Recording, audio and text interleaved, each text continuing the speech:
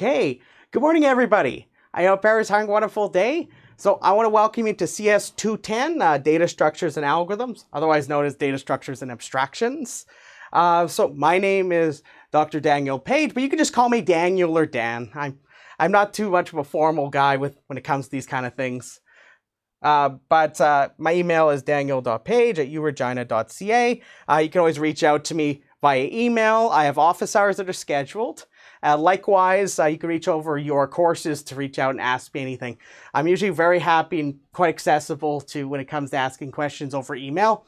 I do have my scheduled office hours. They are, as I'll mention in a moment, they're going to be on a couple of the days during the week. So anyways, what I'm going to do today with you is we're first going to talk about the course outline, and then I'll start talking about some things with the remainder of the time we have here today. So as you might know, this is a compressed course, so I must stress that we're going to be meeting a lot more frequently than we would be in a normal fall-winter term. So just another to-do item I want to mention is that, later on in the term, there will be the final exam during the exam session. It uses ProctorTrack, so I require you to do this onboarding quiz. So I recommend just getting out of the way as soon as possible. It's available to you to get started wherever you like. But there's no hard deadline on it, but I highly recommend you do it. Just try to get it out of the way so you don't have to worry about it later. Anyways, let's start talking about, actually, before I get started, I wanted to see how is everybody doing today? Is everybody doing great?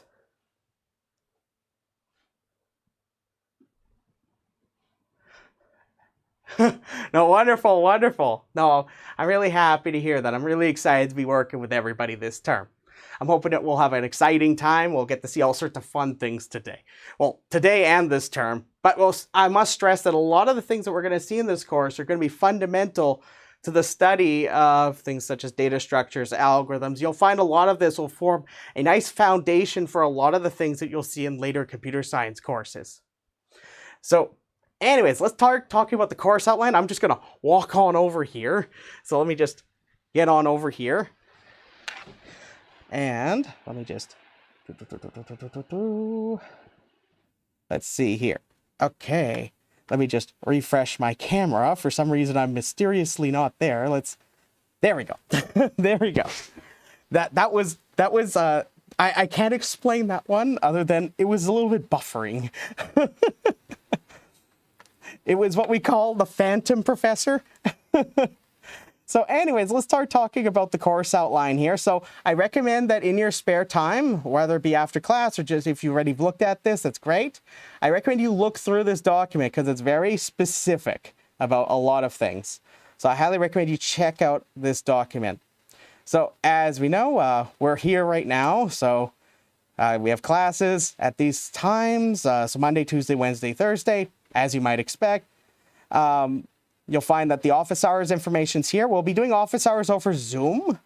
So I have a link on the course website for this Zoom room. For example, I had office hours just before class. So you'll find that on Mondays and Thursdays, this is the times I've set up right now based on how other courses are scheduled this term. So I'm hoping that these times will be okay with everybody, or at least one of the 2 days are. So these are a perfect opportunity. Say if you have a very specific question or something very specific you want to chat with me about, or if there's something, any kind of concern just generally, I'm very happy to chat about it with during office hours. Like again, I'm very accessible by email.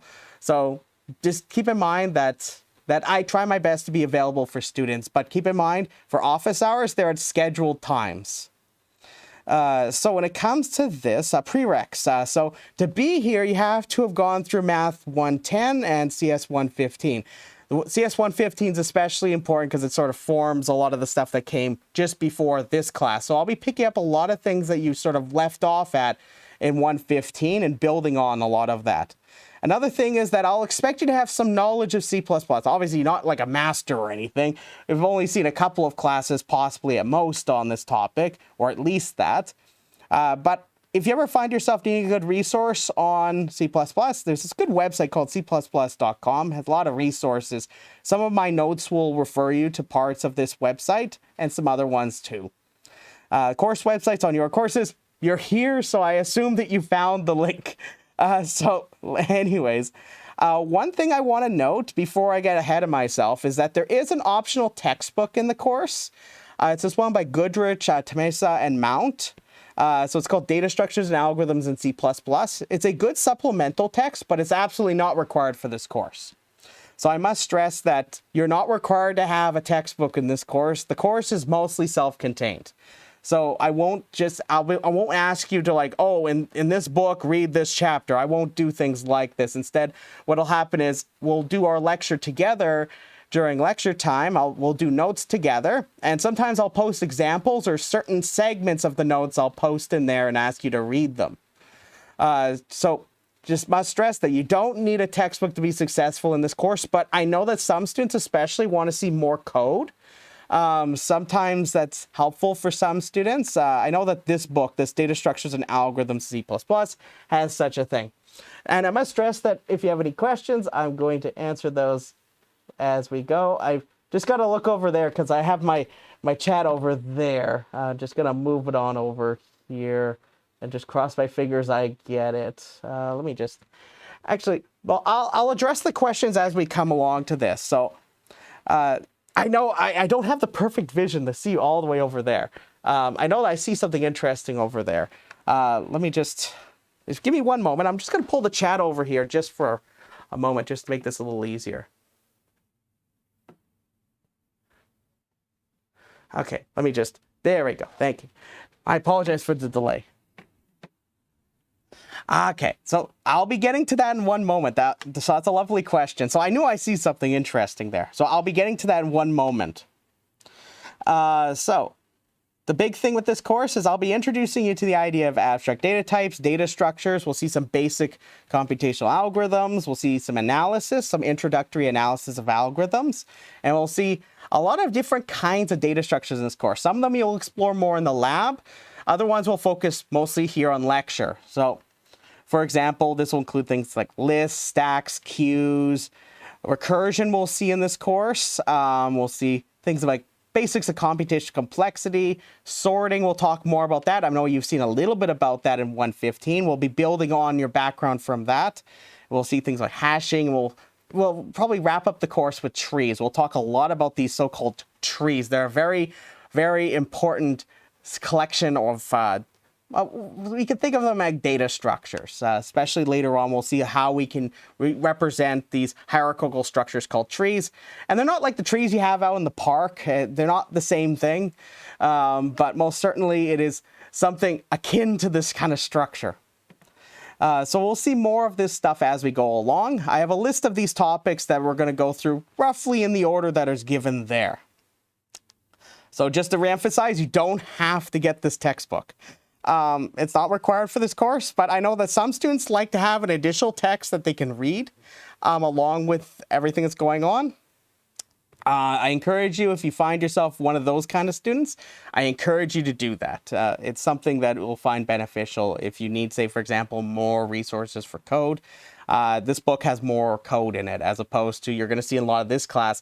I'm going to try to introduce the idea that we can think about problem solving in a much more, I don't like to use the word abstract, but most certainly a much more general way. Instead of thinking about just programming as a way and means to solve problems, we'll think more about algorithms and how we can formulate data structures in a way that doesn't tether just to one programming language. So you're going to find that a lot of the things we're going to see in this course are going to be beneficial, say if you pick up another programming language. So that being said, actually, are there any questions before we proceed? I will be getting eventually to talking about assessment and all of that. But yeah, you'll find the list of topics here. So this will be generally the kind of order we'll go through things, with the exception, I think I may cover stacks and queues a little earlier, but we'll see. We'll see.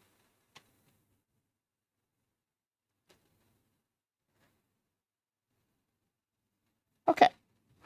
So if there aren't any questions, let's proceed. I'm going to talk a little bit about how the course will function. So keep in mind that this is, as we know, a remotely delivered class. So it is compressed as well. So we'll be doing lectures over Zoom. And this is just a link as you have on the course website. This is just the same details. If you find yourself needing a link for the YouTube channel where I'm posting these lectures afterwards, these recordings of them, this is a URL to that, but also you'll find the same thing on the course website. Also, there's a playlist. So if you find yourself just wanting, say, for example, to do a review after, you can actually literally just go through the lectures. It's not like you have to be like, oh, I'll have to go through my notes. Well, you can go through your notes, and you also have all these other resources too. So I see it as a win-win for students. One thing I encourage you to do is take notes during lecture. I'll be doing lectures with boards out in front for most of the time. So keep in mind that will be kind of an integral part of helping you learn, but also engage with what we're doing. But I must stress that after each class, I'll be posting the lecture notes. So the stuff, you see me holding some papers sometimes, those are going to be the lecture notes that also I'll post. This is for the sake of accessibility in case there's any students that have difficulties taking notes themselves. Also, sometimes I put extra examples in there that you might find helpful, and sometimes I refer you to them. Also, I mentioned about office hours earlier. I must stress that I usually put a weight room on the office hours. So if there's ever a time where you have, say, a couple of you guys want to come on down and you want to come ask me questions, just let me know that somebody else is in the waiting room that you want to come in at the same time. Like I said, these are scheduled office hours. So this is just because of my availability. But like I said, I'm usually very available over email otherwise. But usually I like to be helpful for students. But yes, typical stuff with Zoom. I'm pretty sure I don't have to explain a lot of these things. But yeah, I encourage you to participate in class. We're going to have ourselves a wonderful time. You'll find that I do a lot of demonstrations, and I like to ask a lot of fun questions to keep everything kind of rolling as we're going along. So otherwise, of course, if you don't understand something while we're doing the lecture, I'll try my best to answer the question, or I'll usually like to ask just to check to see how everybody's doing. But if you have any questions during lecture, don't hesitate to stop me. Whether it be your voice or you want to type in the chat, I'm happy to hear from you. This is one of those things that's important. So this is about the assessment next. So the course mark breakdown. So there are actually so in this course, there are the labs. Those start next week. Keep in mind that that's all dealt with the lab instructors. So I have very hands-off with the lab instructors. That's something separate from me. The only part that relates to me is recording your lab mark at the end. So when it comes to questions about the lab, I think I put a link on the course website to the lab page. But most certainly you'll find that most of this mitigation when it comes to the lab is done with the lab instructor. So there are 3 assignments in the course. As I mentioned, this course is a compressed course, so you'll be given about a couple of weeks to finish each assignment. So, for example, the first assignment will come out on May 4th. I usually recommend that you start working on them as early as possible, because, especially with this first one, because we'll be sort of covering the material as we go through things. So just be mindful of that. You'll find that because of the compressed nature of this course, normally I alternate the assignments to be like written, then programming, then written, then programming. Because of the nature of this course, you'll find that the first assignment is going to be a purely written assignment. The second assignment will be a programming and written assignment. And the third assignment will be programming. So the programming language of choice in this course is C++. So you'll have some familiarity with that from 115. And finally, there is a final exam. So there is no midterm examination in this course. You'll find that the breakdown here is that 60% is allocated to the final exam, and then there's the 3 assignments, each worth 10%, and then the lab is worth 10%. That being said, there's just a couple tips I have here about emailing me, just to keep it so I make sure I can see your email very easily. So things like putting the appropriate subject line makes it a little easier for me to see what's going on. Assignments. Like I said, I'll let you take a look at this in your own time, but just be wary. I'll expect it to be formatted in a specific way when it comes to written parts of assignments. Likewise, when it comes to programming, make sure you follow carefully the specifications. So when you see my assignments, you'll see that I give very specific specifications where I'll say, okay, I want you to implement this, this, this, and this, and this. So make sure you review those very carefully because that will tell you what I'm expecting. So you'll find that the setup of them is almost going to be like where I give you some base files, then I ask you to implement, say, another, like a C++ class with that. So you'll given usually some files to help complete a piece of software and usually has some fun application to it that really emphasizes the importance of employing that data structure. So that being said, are there any questions so far? Does this seem okay so far?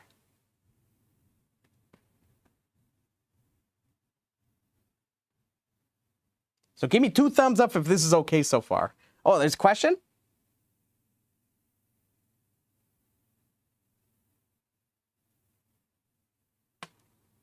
Sure. What's your question?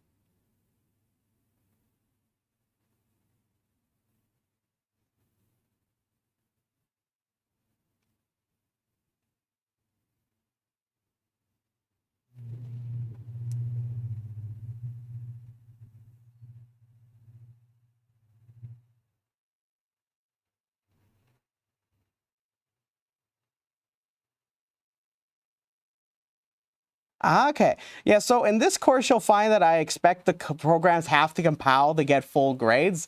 So for example, if for example, so I'll answer your question in 2 parts. So the first one, first just to reiterate the question, it's about how exactly the assignments are being graded when it comes to programming, because the question is, okay, does it have to like have a specific output or something like that?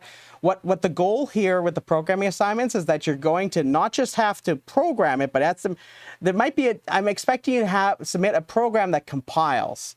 So what will happen very often with these assignments is I'll give you a set of specifications, and the breakdown will be like as follows: that I'll expect that you try to implement as much of it as possible. Obviously, implement all of it. That'll be a way to get full grades, assuming it is correct. It has to compile. The main reason why it has to compile is so that it can execute. So you'll find that there's going to be a blend for the marking that where a part of it is going to be going to testing. So a part of it will be testing. Usually it ranges from about 40 to 50% is reliant on having it where it compiles and it passes some set of tests. So these sets of tests, these will be individual marks. So you can, for example, pass like half the tests and you can still get an okay mark. But if it's, say, all of them, you will do great. I usually try to make sure that you have access to some of the testing suites that we use for the testers. And I must stress that I'm not going to be overly picky about which IDE you pick to implement things in C++. Just be wary of very specific technical issues with using that IDE. So, for example, I know Replit, for example, can sometimes be a little lenient when it comes to if you don't define instance variables or attributes for a class. Sometimes they'll just put them in for you, assuming that it has a value of 0, which may not necessarily be the case. Sometimes it actually is a value that is stored in that memory spot. So I'll usually try to remind you of these couple little things. But yeah, if you want to use Replit, that's okay. If you want to use Visual Studio Code, that's okay. I'm okay with this. Just the key thing is it has to, in this course, you'll find that I'm going to expect it to compile with G++. So the compilation process has to go through that. Usually the TAs will usually be compiling on Windows typically. So they'll be compiling G++ through there. So keep in mind that, like I said, just be mindful of the fact that sometimes Replit does some convenient things for you. Just to clarify one partial part of this. So if our output is not correct, but we wrote some part of correct, we'll be getting marks out of it. Yes, so there'll be a part, so there will be automated tests. That's the best way I could describe it to you. So it compiles, you get some marks for that. It has some tests we go through. You get some marks for that. They might pass, they might fail. Then there's a part of the grade dedicated to, do you comment your code? Are you using appropriate variable names? There'll be a little chunk of marks for that. And then there'll be part marks for the implementation. How close is it to being correct? So there'll be often part marks for this. So usually this is something about maybe a third to sometimes up to 50% of the grade, is how close is it to being correct.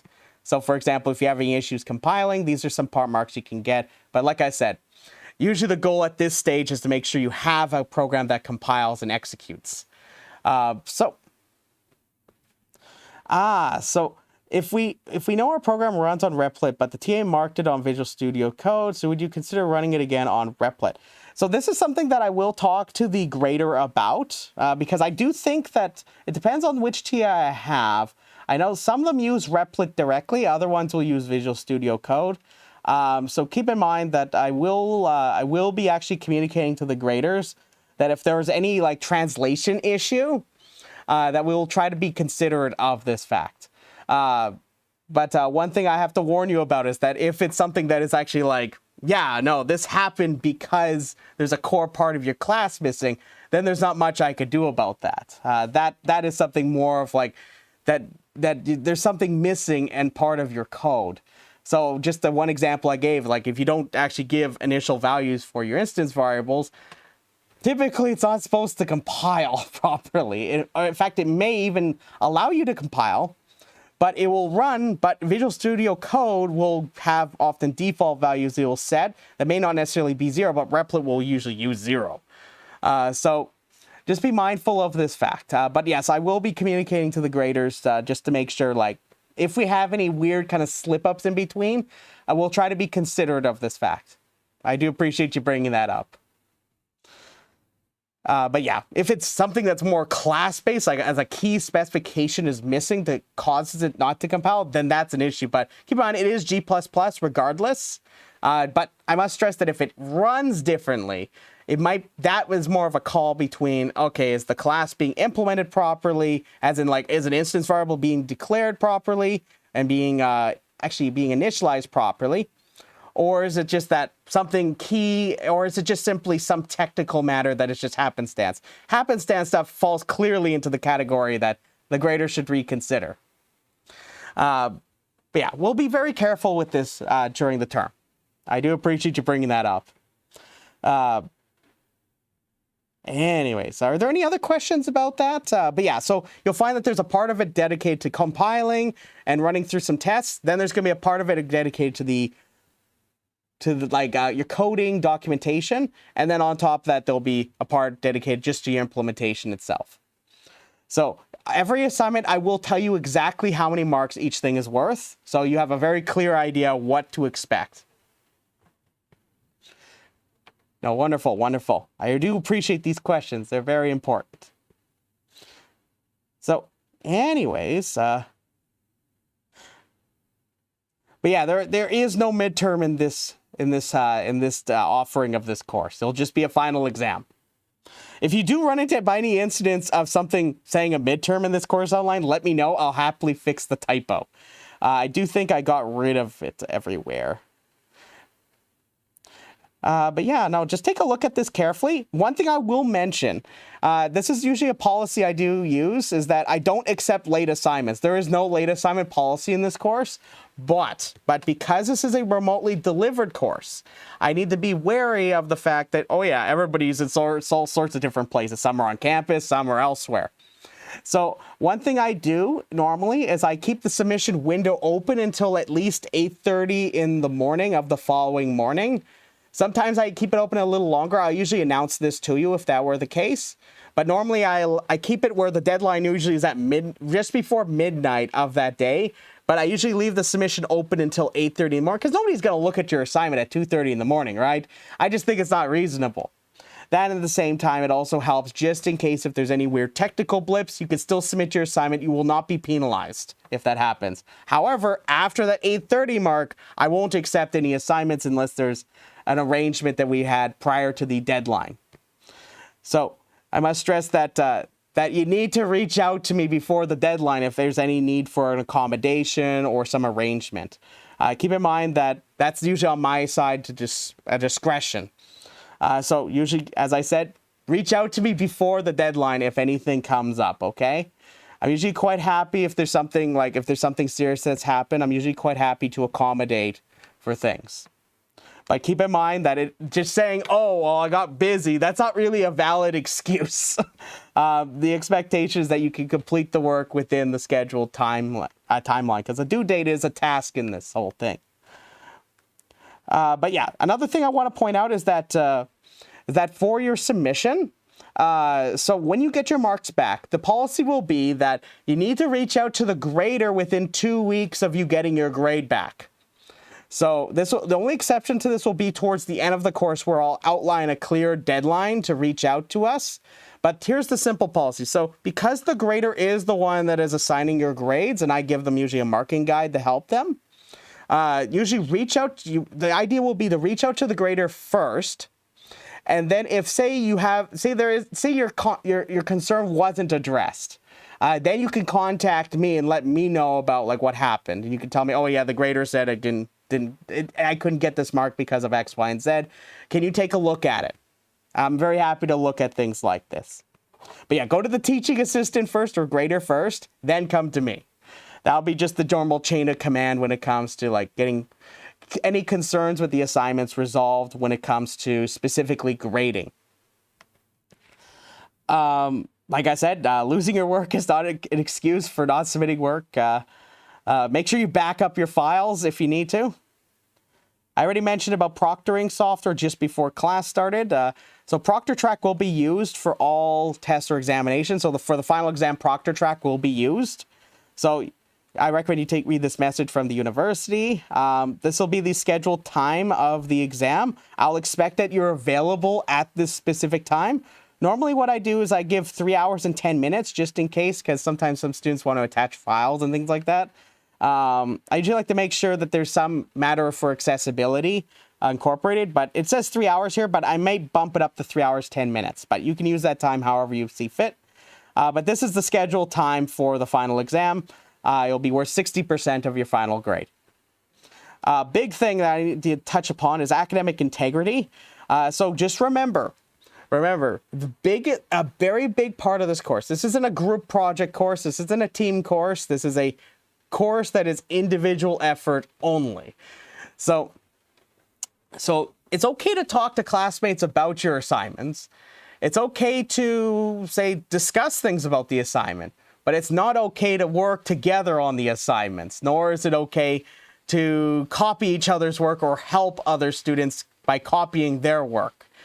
These are all variant forms, depending on how severe it is different forms of academic dishonesty, whether it be plagiarism or just simply straight up it breaches the expectations of the assignments. The assignments are meant to be individual effort. So one tip I can give you is when you're talking about the assignments, say for example, whether it be on campus or remotely, is I recommend talk about the assignments.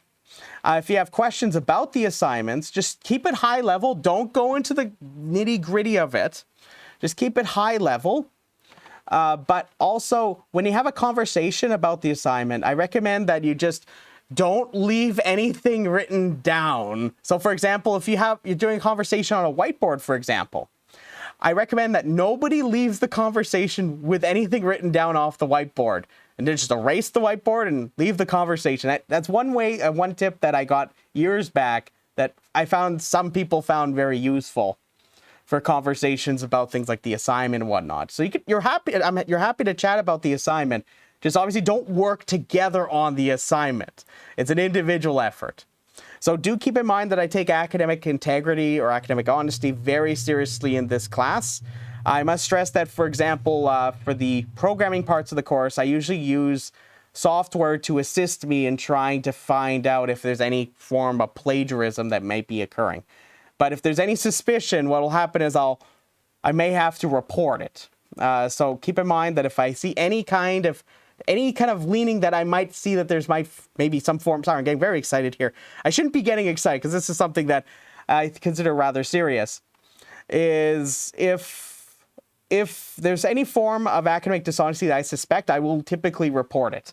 And I usually have some form of evidence for it. So keep in mind that it doesn't necessarily mean you did anything. It has to just get investigated.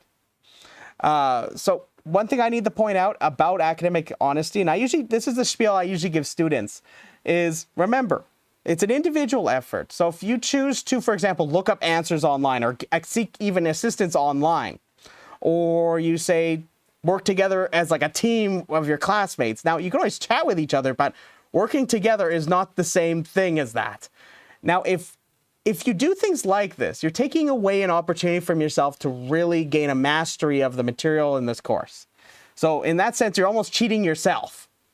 So the thing is, the goal with the assignments is to assess your understanding, but also gives you exercises to reinforce things that you're seeing in class.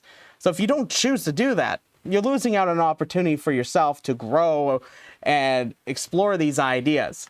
And that, at the end of the day, that only hurts you at the end of the day. So that's why I recommend you just don't do it. It's usually not a wise idea. Hopefully I'm clear about this. Are there any questions about that? So like, there's nothing wrong with chatting with your classmates about anything, but just don't get overly specific with things unless it's something very specific you want to just chat about one thing, but don't usually leave the conversation with a lot of stuff. Keep it high level if necessary. Because the last thing you want to do is inadvertently help somebody do something that you, like, say, for example, you worked on your assignment and then somebody's out having really a hard time with the assignment.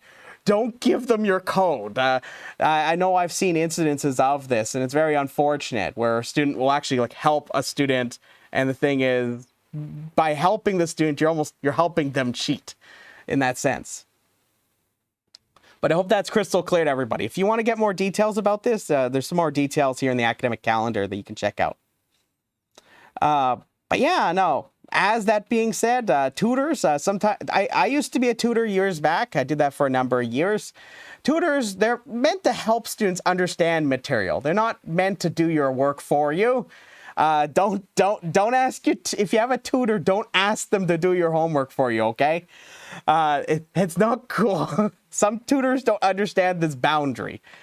Likewise, I recommend you don't. So one thing I need to mention here is that, like I mentioned, don't request online help from people to finish your work for you. That is also a form of academic dishonesty. If I find out about it, I will pursue it to the fullest extent. So I just need to mention that because it's one of those small little things here. Now, if, say, you have a disability or you want to seek an accommodation, I'm very happy to accommodate for these types of things. So if you need to seek out this, I'm usually very cooperative with these kinds of things because in a course like this, it's really important that the course is accessible to everybody. So one thing I want to mention is that this lecture is being recorded, but I must stress that it's not that I'm recording everything. So for example, all the conversations in the chat, that's not getting recorded. The only stuff that's getting recorded is what's on my screen, the stuff that you're seeing right now, and my voice. That's it. So I must stress that these videos won't contain confidential information from you, nor any images or audio from you, because I respect your privacy in that regard. That also mentions, like, you know how we mentioned about Proctor Track? I'm not the biggest fan of it because of the privacy issues that somebody might have with that. But it's just more of a necessary evil of sorts when we're dealing with course delivery online. But most certainly the recording policy, I respect that specifically because I think it's important in the classroom that you have an opportunity to ask questions. If you're not sure about something, you should be able to ask questions without any concern of it ever being something that somebody else could see. I think that's really important. Likewise, don't post the lecture videos after somewhere else. That violates my intellectual property. So always ask for permission if you need to get anything from the lectures. Otherwise, unless it's like fair use, that's something else.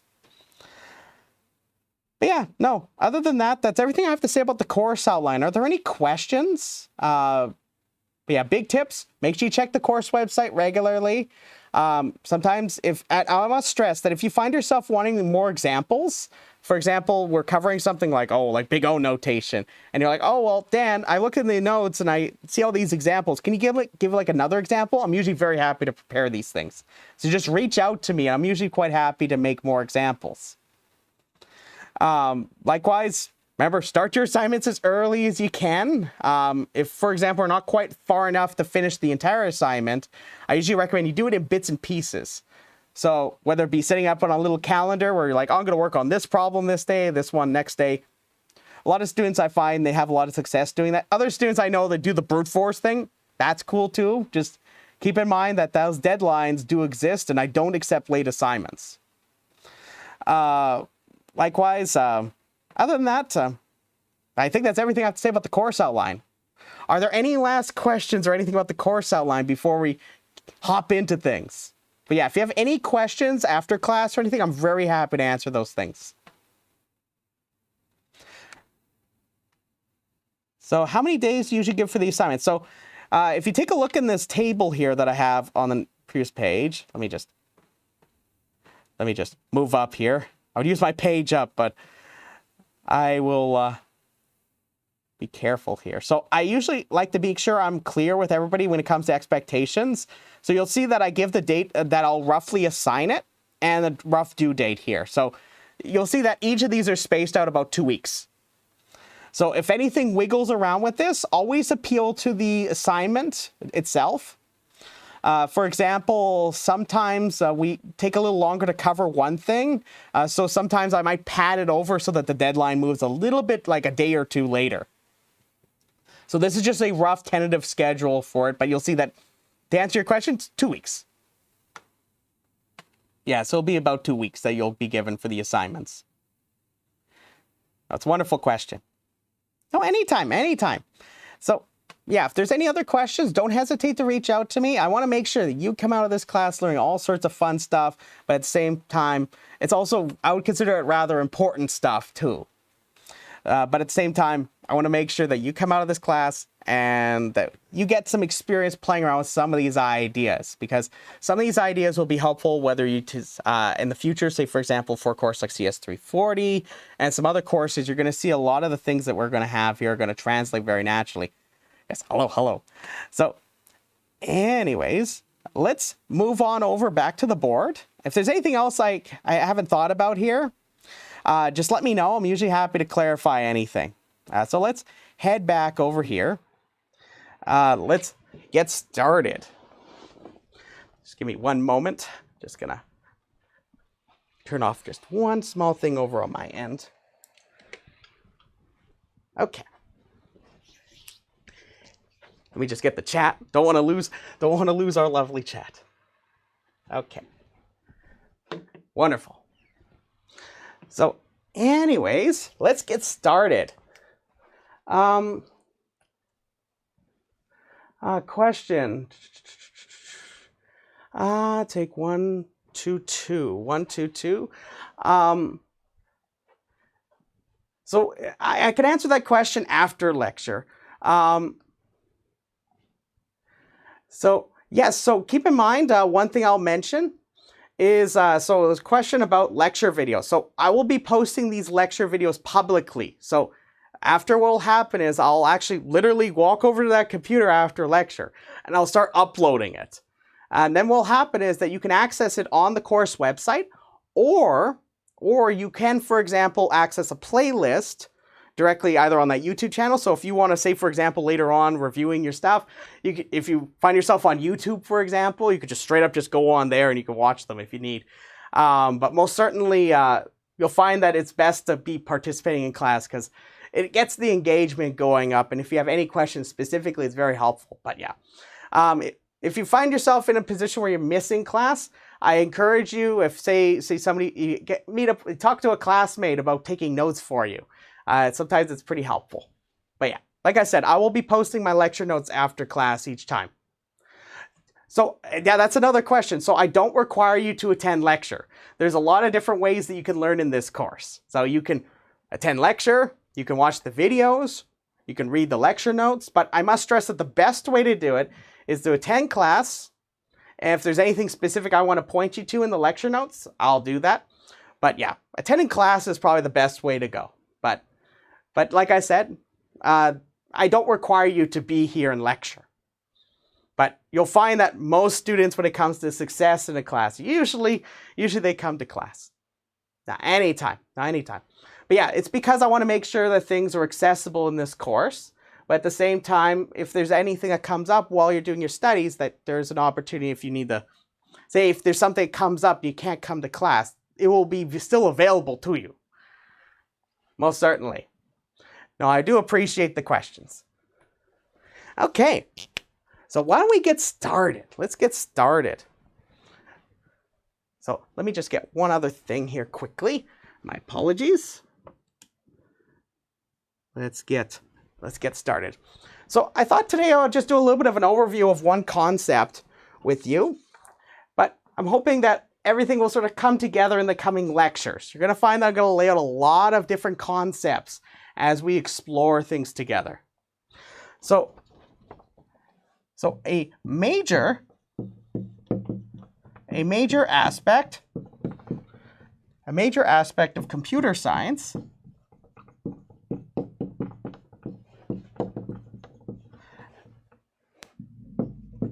is the study and solving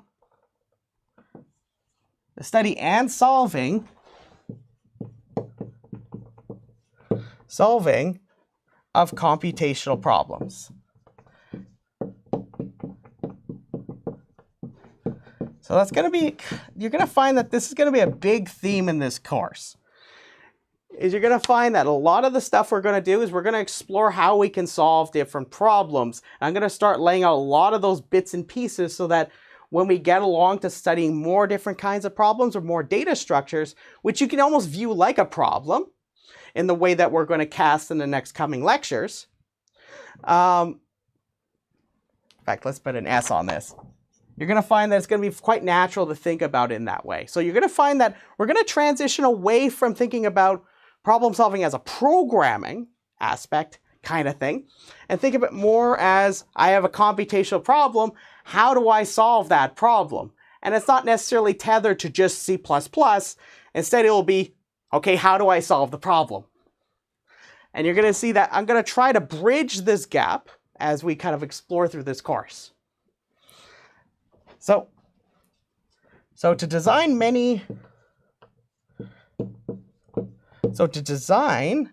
a solution to many problems,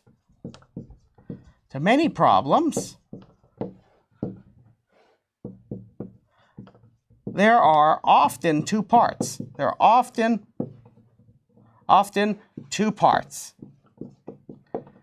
So this is hence why the course is going to be called Data Structures and Algorithms, is that we're going to see that there's a data structures part and an algorithms part. So the first one is how to organize data.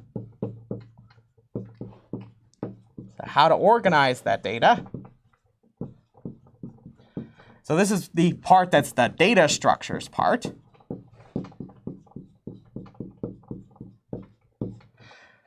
So this is just simply a systematic way. So a systematic way of organizing and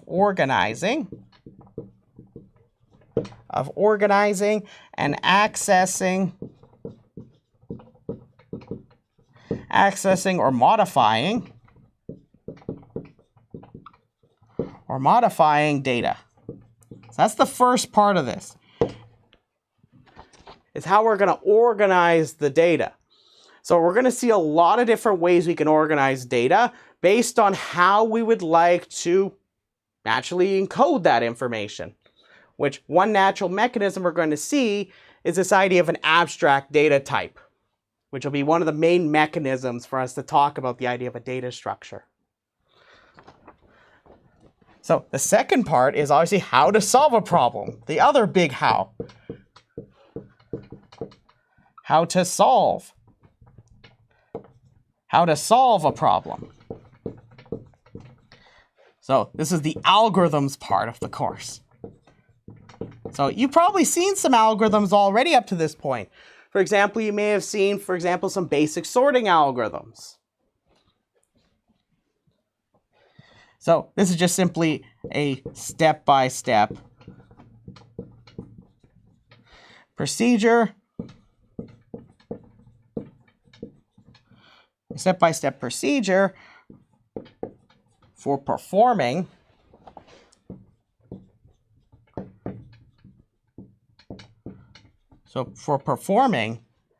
some task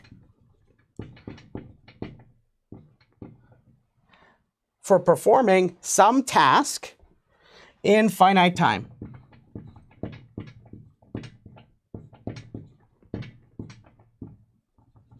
So I'll be laying some more concepts on top of these. I'm just trying to give us a big picture look of things. So we have data structures and we have algorithms. So first I'm going to talk about data structures, and then we'll focus more on about algorithms. So let's head on over here. Let's go this way. Let's go this way. So let's talk a little bit about data structure. So I must stress that the term data structure is a broad term. It can mean a lot of different things to a lot of different people. It's a broad term. It's not even just that. It's also a subfield of computer science. So people just study data structures. But most certainly, we need some working definition for us in this course. So to build on this, we need to start talking about some things that you've seen before, which I think is very natural. The first thing is a concept called a data type. Now, I'm sure that you've seen the idea of a data type before, right? Can somebody tell me a data type that you've seen, for example, something like in C++? So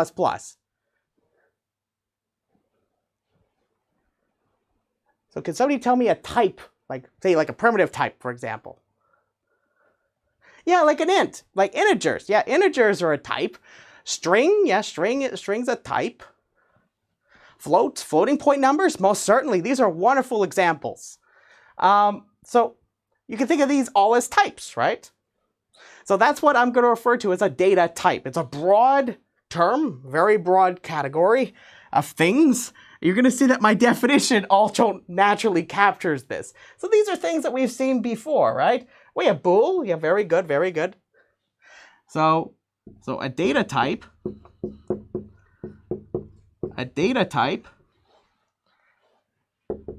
is a collection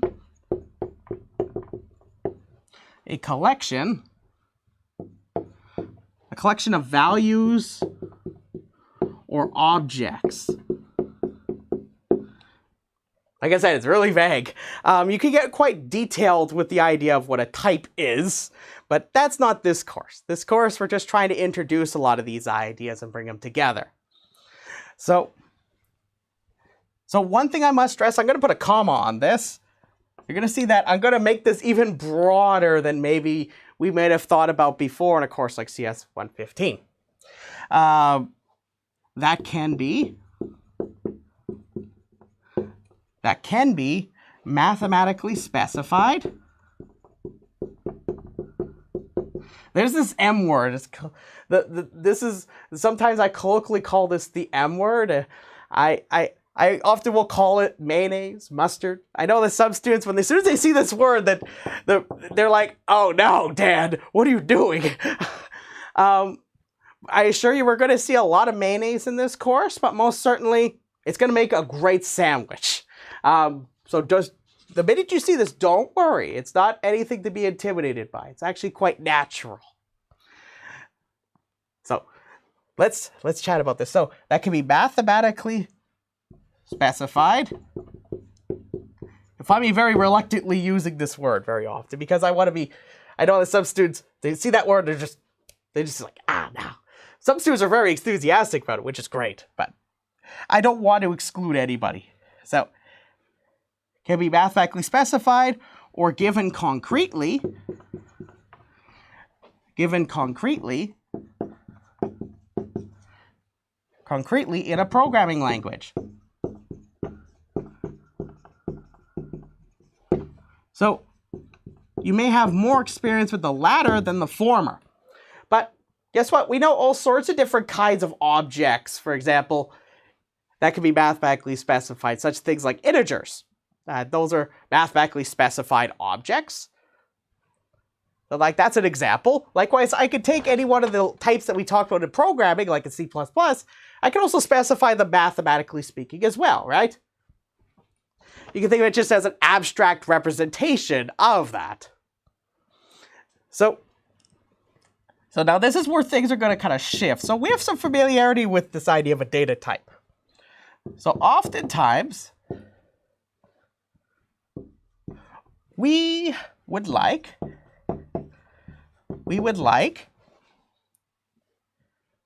a mathematical, there's that M word again,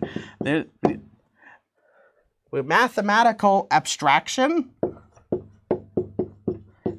And there's that word again, abstraction. You know how there's this other concept called abstraction. You may have seen a little bit of it before, but you're going to find that it's a very powerful mechanism that you may have seen a little bit towards when you start talking about types, say for specifically class types. The idea of polymorphism and things like that. We talked about this idea that you can have different types of objects, right? Most certainly, there's another notion, this idea of called abstraction, where what you have is, say for example, I have a car. I have a car. Now, I could use a car, but I don't necessarily have to know all the inner workings of the car, right? As long as I know how to operate the car. But you know that at some point, to push the pedal of the car requires me to do much more than just pushing a pedal to cause the car to go forward, right? So we're working at a higher level of abstraction versus a lower level one, where, for example, if I'm operating a car, I don't have to worry about all the inner workings of the car. But the thing is I would like to know and ensure that the car operates as I would expect it to, right? So you're going to find that this idea is a very natural one as well when we start talking about data structures. We would like to have data structures that operate as we expect them to, but I need some model to describe how I would translate, say I have this model of a thing that's based on a data type. I would like to have some way of implementing it. That's what I would like to be able to do, but to do that I need some idea of a model for the thing to implement it. If you get what I mean. So we're going to see that this idea is going to be quite natural for us. This idea that there's different granularities of abstraction, where you have less specific or high level specific to much lower level specific. This is a common idea, say for example, in computer science. For example, some programming languages are operating at a much lower level versus those that operate at a higher level. For example, there's a much bigger difference for the control you have over a computer system at assembly versus one at, say Java or Python.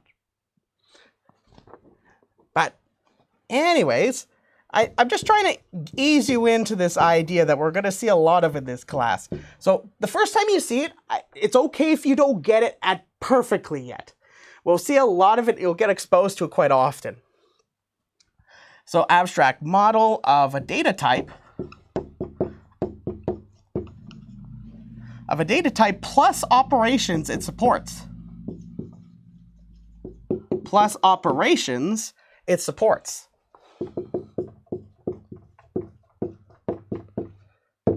So notice that now I'm going to have it where there's a data type, but it also has a set of operations. So it has these operations it supports. And I want to have some way of describing this to you. Now, if I had a concrete representation of this, this would be a natural way of talking about the idea of a data structure, right? So for example, when you have, say like you can even think of a string just like a data structure, right? Because you can think of it as a collection of characters, right? So you have operations that you could do on the string. So that's something very natural to think of as a data structure, right? But how do I describe to you what a string should do? That is kind of one of those things that I would like to be able to accomplish without having to tell you how it actually works. Just like my car example, where if I use the car, I don't necessarily need to know all the inner workings of the car. I just need to know that the car works, right? So the car has all sorts of things that it does. I could push on a pedal, but the thing is, the pedal, I don't need to know what the pedal does. I just trust that the car works, right? So you're going to find that this is quite a natural translation to this idea that we're going to talk about called an abstract data type. This is referred to as an abstract data type. So I'm going to give you a definition, and then we'll do an example. So we're going to talk about what this concept of an abstract data type is. Now, at first, when you see the definition, it should remind you a lot of this one I have here for our data type. But you're going to see it's going to have this idea of a set of operations too. So let me write it here, and then we'll do an example. So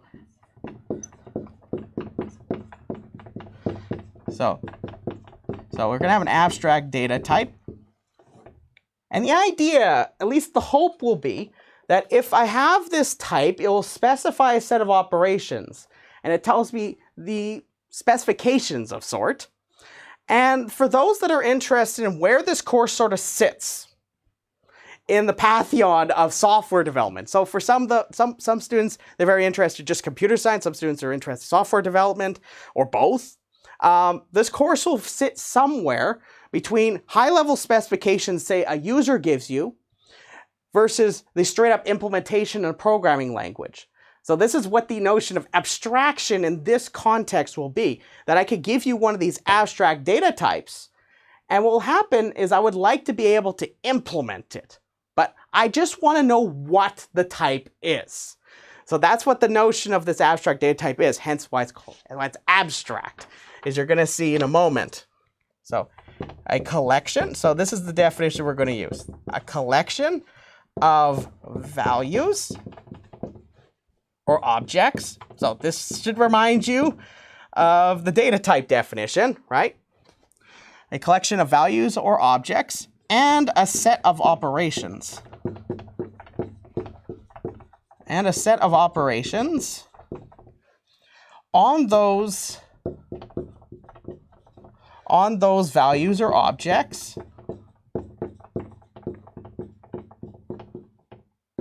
Now, this is the part that usually students look at me and are like, Dan, what the heck does that mean? I'll explain in a moment. That is accessed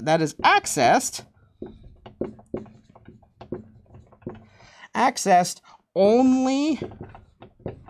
So, must stress it's only through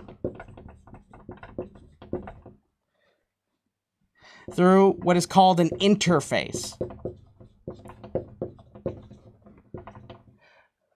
So I must stress that the interface is what defines the operations.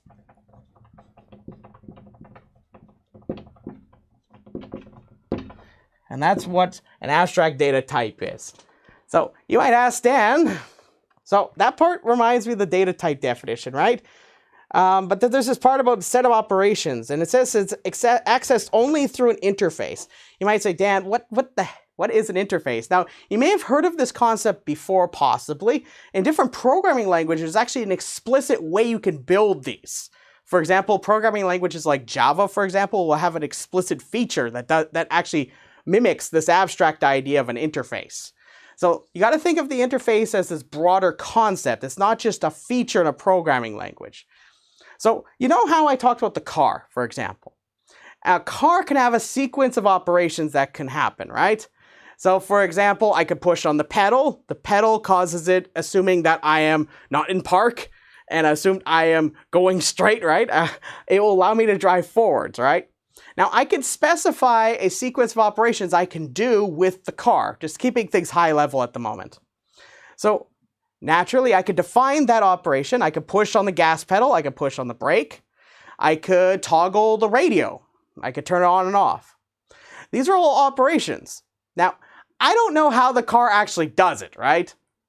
Now, the interface, what the interface is the description of all these features. So, for example, pressing the gas pedal, having the brake pedal, and toggling the radio. These are all features of the car, right? But the thing is, imagine I gave you a giant list of all the things a car can do in terms of operations. The idea is that the interface has a list of all these operations and they define what the abstract data type is. So we're going to see this in our example here shortly. But the idea is that the interface hides away how exactly this thing actually does everything. Instead, the idea is that the interface will just keep and define what it is, not how it does things. So think of it as it provides you the what, but not the how. And what the how will be is that each one of these operations can be something that you could specify in a programming language or in a high-level description as an algorithm. So before we proceed, are there any questions? Because I'm going to do an example showing you this idea of this abstract data type. And I will make a couple quick remarks in a moment about how this would be something you can translate into C++. So if you really just wanted to have this idea of an abstract data type, like in the most purest sense, and a lot of people, they might do it that way, some won't, but most certainly, this might remind you of something actually in C++. So there's a feature that in C++ that I can give you a whole list of the operations, like you can think of it as the functions. And I don't have to tell you how exactly what their bodies are. I can just tell you what the signatures of the functions are. There's a very natural mechanism, for example, in C++ that's capable of doing this. Does anybody know what that is? It starts with a C. So for example, I can have this idea of, class. So for example, I can have a header file where I could specify the name of the class, and I could give you all of its attributes and also all of its operations, right? But I don't have to put them all in my header file, right? The header file gives me the specifications of those functions. So a class is a nice natural way of defining this idea of an interface in C++ because it's encapsulated in one singular form, as opposed to just a whole bunch of functions just sitting off to the side, right? Like you can have a header file that has a bunch of functions in it, right? But the thing is, a class encapsulates and hides away those details. So are there any questions? I see a hand up.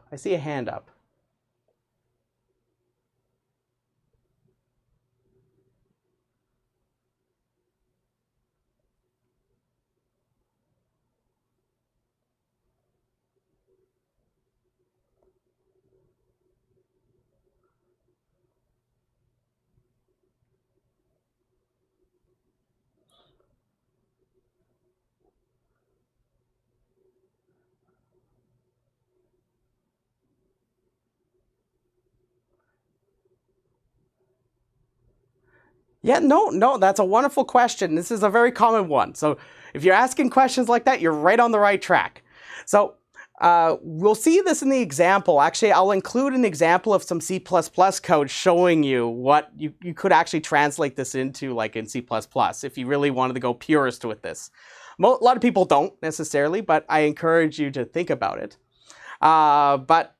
To answer your question about, okay, so like where exactly is, if I could clarify, the issue is where exactly is the line between the abstract data type and an actual implementation? Is that really kind of the heart of your question?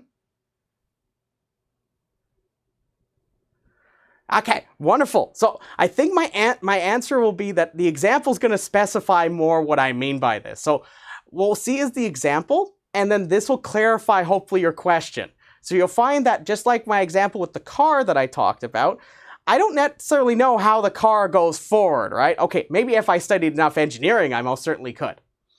But most certainly, I don't know, like you got to imagine almost like it's like a user using your type. They don't necessarily know how it works inside of it. Just like, for example, when you use a string in C++, we don't necessarily know what's happening underneath the hood of the C++ code, right? We just know that a string, I could do all these fun operations with a string, right? But notice I could use the operations. But the thing is, here I'm not necessarily requiring that it's actually implemented. I'm just saying that it has these set of operations that are accessible through this interface. This interface is the boundary line between an actual implementation and what it is. So think of this as the what. When you actually try to implement it, that's the how. So let's actually see the example, and you'll see exactly what I mean. So wonderful, wonderful question. So let's do the example here. We'll talk about the example here a little bit. So one thing I want to mention is that in C++, the notion of an interface isn't exactly defined, but it is like a sort of worker. I don't know if workaround is the greatest term. Most certainly you can specify this abstract idea of an interface. In C++, the way you do this is using something called an abstract class.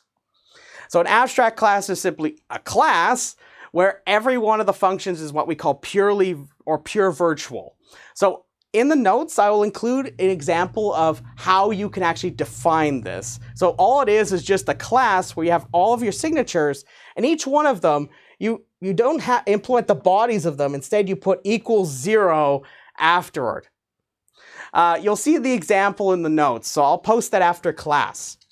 So if you find yourself curious about like, okay, so some students I know will really like and appreciate the idea of actually taking and picking up and implementing it. Other students will be like, okay, it's just an idea. So here we go. So here's an example that I really like showing students. And we'll see this idea again. I thought it would be a good idea to introduce it to you. So to elaborate on the concept of an ADT, consider a stack. So we're going to consider what is called a stack. So you might ask, Dan, what is a stack? So here's the thing. A stack is an abstract data type. Now you may have heard of the concept of a stack before, possibly. But the idea is that a stack is actually just a collection of objects, but it follows a certain set of rules. And the natural thing I'm actually building is to think of it just like a stack of plates. So with a stack of plates, I could put, for example, something on the top of the stack. I can also remove something from the top of the stack. So notice that there's two operations I've sort of described to you, right? The idea of putting an object on the stack and one that is to remove from the top of the stack and I can maybe retrieve it. These are two operations, for example. In a stack, we would often refer to putting an object on the top of the stack. We'd call that the push operation. And to remove an object from the top of the stack is a pop operation. So the idea is that I'm going to define the ADT in terms of its operations, but I'm not going to tell you how I do this, like how I did this process just now. I'm not going to tell you how it's done. I'm just going to tell you what it is. So the big thing with a stack, so let me just first define what a stack is. So a stack is a collection of objects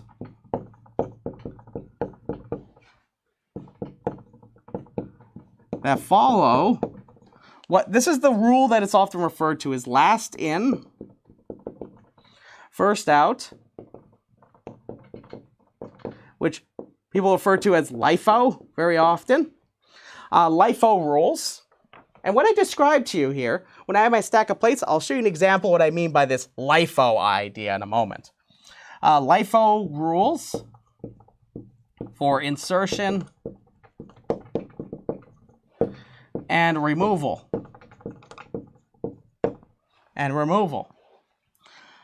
So you can imagine it like a stack of plates.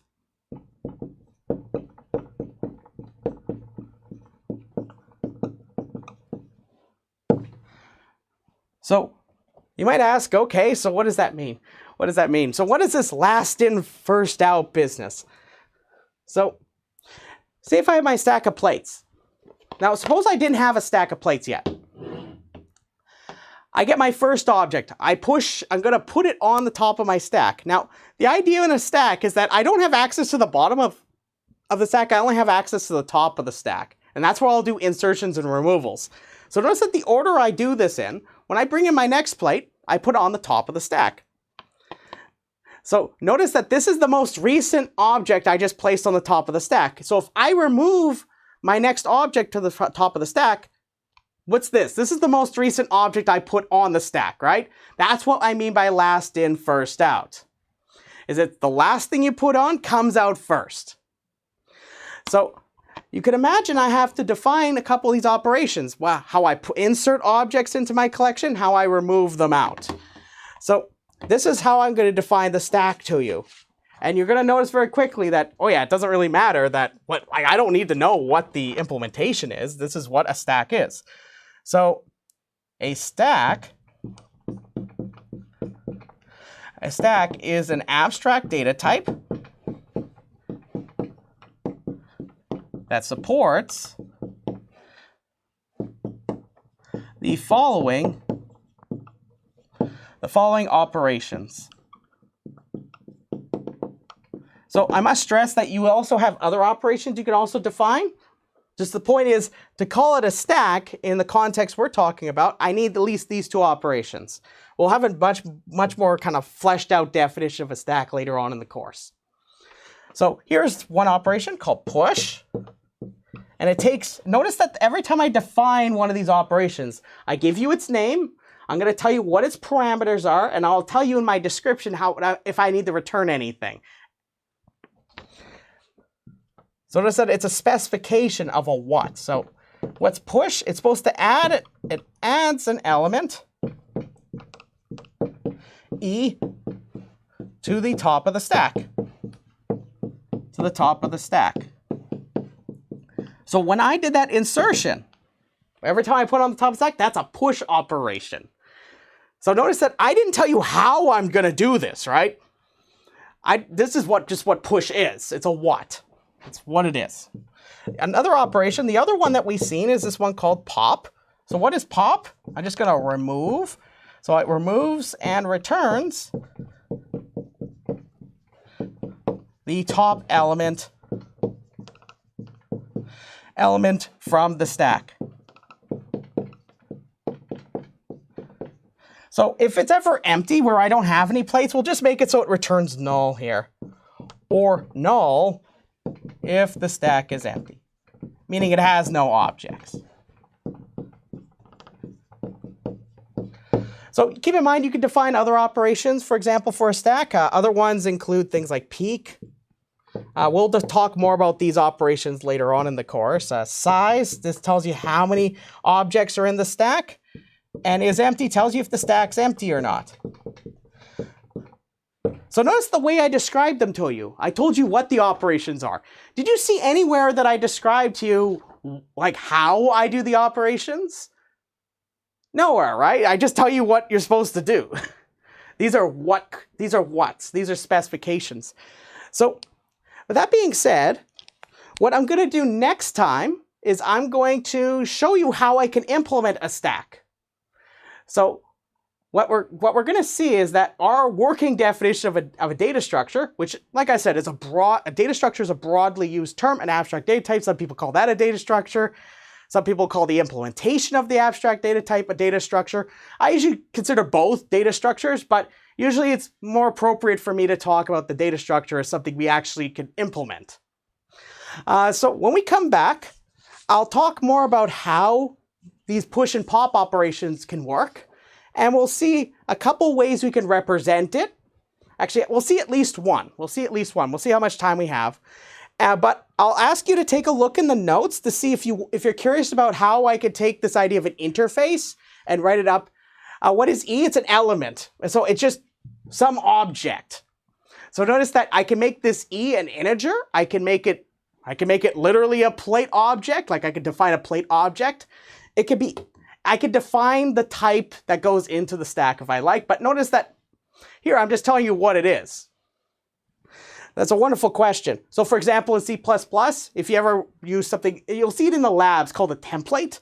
You can actually specify a stack, like you can actually implement like a stack, but you can give it specifications, but you don't have to specify its type. You can actually have it just like a placeholder that you can actually dictate the type if you need it at that given time. It's actually kind of neat. But with that being said, let's stop right here. When I come back, I'll show you how we're going to represent the stack. I'll give you a working definition for a data structure. And then what we'll do is from there, we'll see where we're going to take us for talking about algorithms and problem solving. So we're going to see a lot of different concepts laid out here. So again, I'll ask you to take a look at the part that's called interfaces in C++. I'll include a little bit further in the notes. So if you want to get a little ahead and you want to read a little bit about, how we're going to represent this stack, I want you to just take a quick peek at this thing called, this little section. It's in a box. It'll be towards the end of the notes in the lecture notes at this point. Keep in mind, I'll update the lecture notes as we go along. Look for this small section. Just take a quick peek at it. I just want to give you some familiarity of what this might look like if you were to write out an interface in C++. And so what for example, something like a stack would look like. So that being said, I want to say thank you very much, and I'll see you tomorrow. Have yourself a beautiful day. I'll see you later.